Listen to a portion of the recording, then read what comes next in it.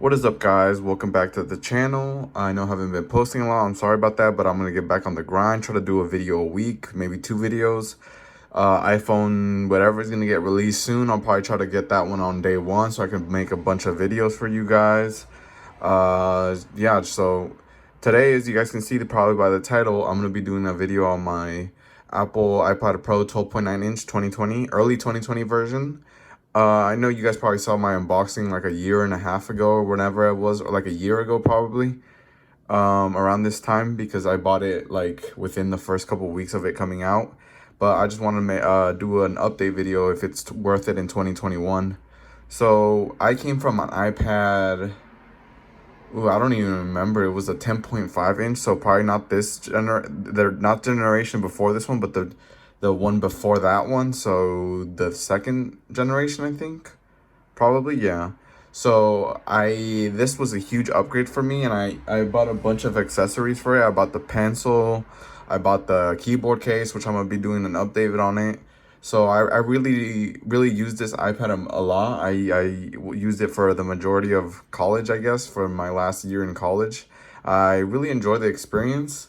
To me, it almost kind of always defaulted to being like a media player though. So I would try to take notes and stuff like that, but since it was all online last year, unfortunately, I just basically just used my desktop for that. Since I did plan to take this as a replacement to my MacBook Pro, but unfortunately that couldn't happen because of COVID and all that stuff. But I just kind of used it as a media consumption. I would have it next to my desk, prop open a video and take notes, or just use it as a supplement to my desktop, which is worked pretty good. So let me go over the specs if you guys don't know.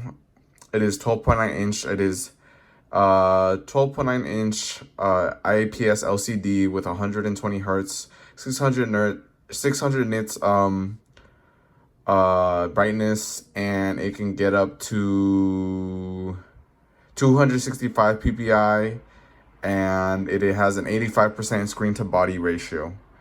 Other than that, I got it without the LTE or anything like that. It's just strictly the Wi-Fi model.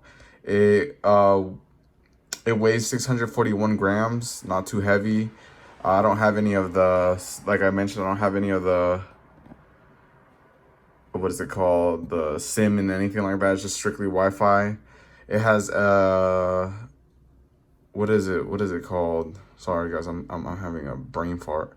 Oh, the Apple A12Z Bionic chip with an octa-core and the Apple GPU 8-core graphics. No memory card slot, unfortunately, yet. Maybe we'll get that later on, but who knows.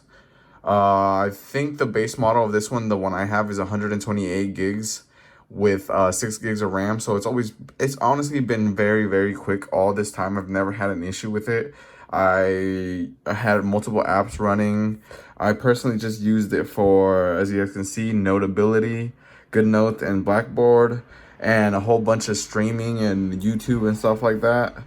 But to me, like I said, it was just mostly like a supplemental. The battery life on this is been pretty good. It's a lithium ion 9720 milliamp hour battery, non-removable of course, with fast charging. And I don't know, I felt like the battery was good, like a couple days worth, but I felt like it could have been better.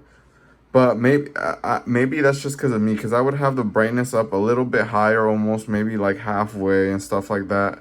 But honestly, right now the Apple is offering let me go to the website. Apple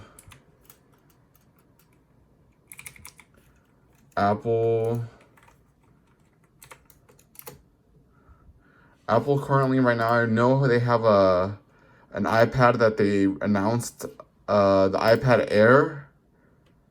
So the iPad Air starts off at 549 versus how much are they charging for the iPad Pro?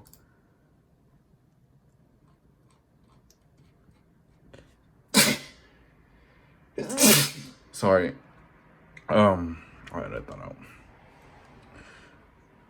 So I'm pretty sure the newer iPad is the newer iPad Pro is starting at 749 for the 11 point something.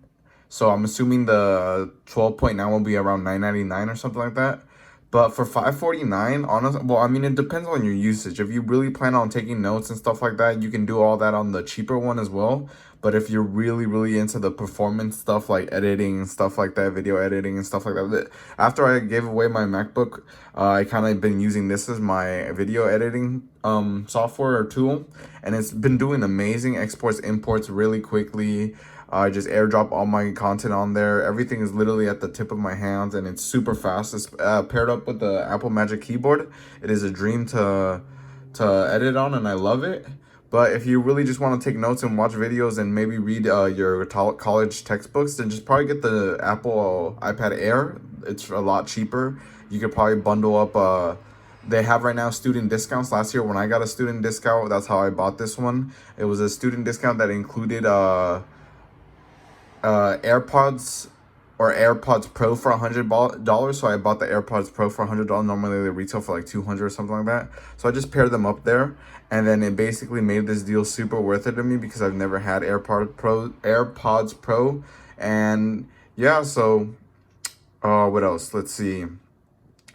It just honestly really depends on your situation, because if you're a student, I honestly would rather just go with the iPad Air.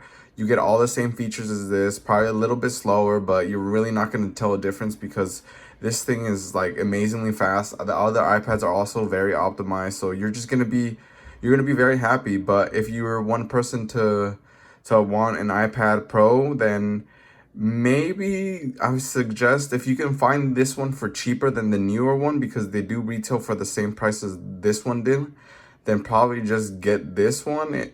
But if not, just get the newer one, because if you're gonna be paying the same price, around 7.49 or 9.99 for this one, just might as well get the newer one. They come in better upgraded stuff and stuff like that, so it just be more beneficial to you.